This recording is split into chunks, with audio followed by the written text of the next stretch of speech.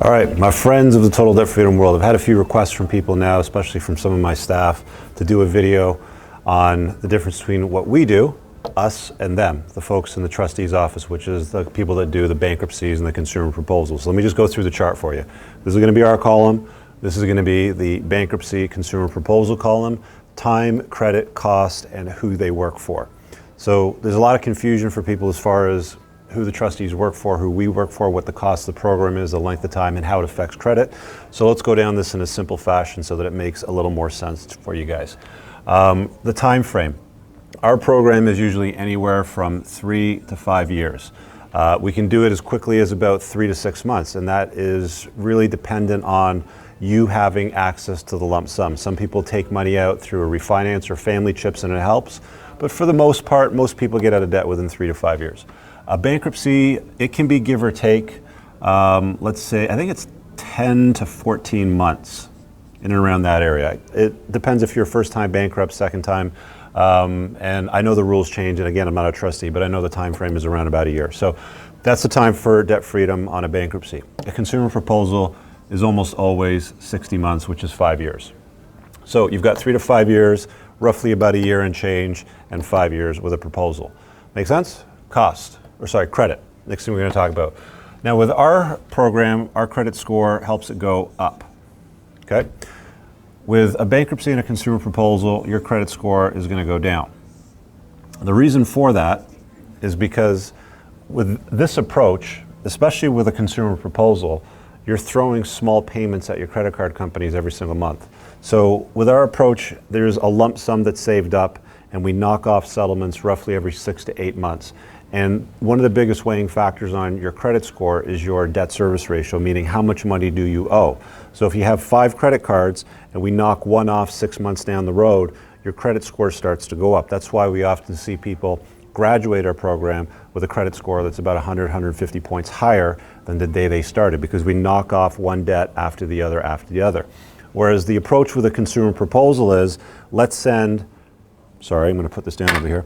Let's send, small payments to each creditor every single month until they're all paid off in full at the end of 60 months. So that's the reason why the credit score goes down. It's also public. It shows up on the credit report, which is reasonably damaging to the credit rating. Everybody knows that a bankruptcy is damaging to a credit rating, but the interesting fact is we've actually seen that between a bankruptcy and a consumer proposal, people typically get their credit score back quicker with a bankruptcy, even though the trustees will normally sell a consumer proposal as the best alternative to a bankruptcy.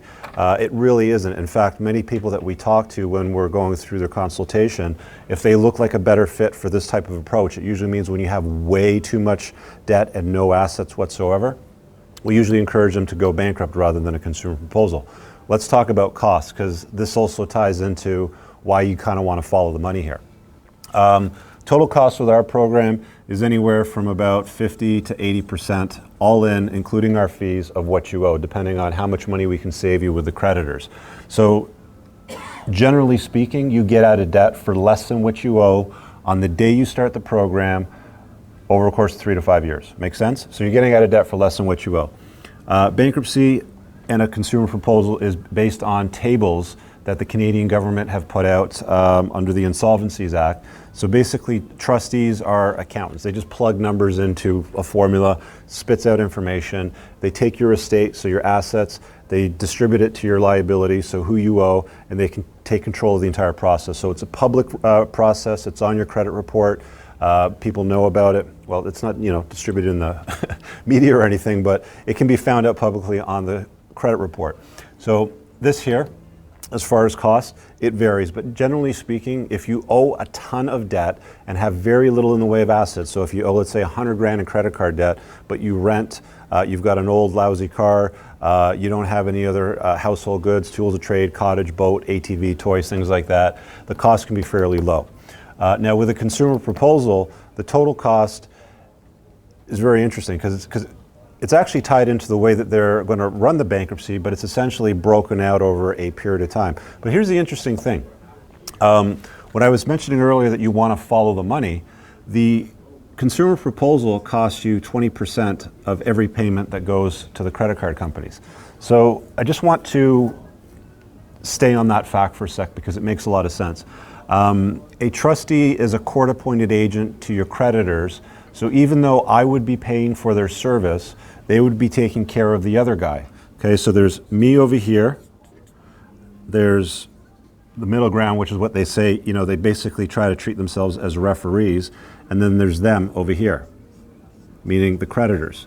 Now, if this was the trustee, they basically take my money, they figure out what the tables say, and then they send it to them. But they're a court-appointed agent for them. I'm paying for the service at 20%. Okay? That's what you're paying for every payment that goes to the credit card company. So you're paying 20% of what goes. So they're not motivated to save you as much money as possible. What they're motivated to do is go through your entire tables, your assets, your liability, your income, your expenses and everything, plug everything in that they can possibly find. They're bean counters, you know, because they're accountants. They plug in everything they can possibly find to get as much money back to the creditors over 60 months. So it's a great business model for them because it creates subscription-based revenue. It's a recurring revenue model where they can earn money over 5 years versus the bankruptcy, which they basically eat what they kill that day. So they only get paid over a very short period of time. So a lot of trustees will try to sell the consumer proposal, this plan here, as the best way to avoid bankruptcy, when all it really is just another form of bankruptcy that takes a longer period of time and usually earns them a lot more money, okay? So these sorts of costs here, they're variable. They charge 20% of payments that go to creditors versus on a proposal.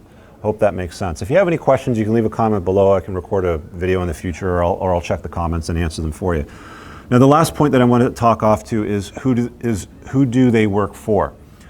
Because we are operating privately, we obviously work within the scopes of the Law Society of Upper Canada to save people money.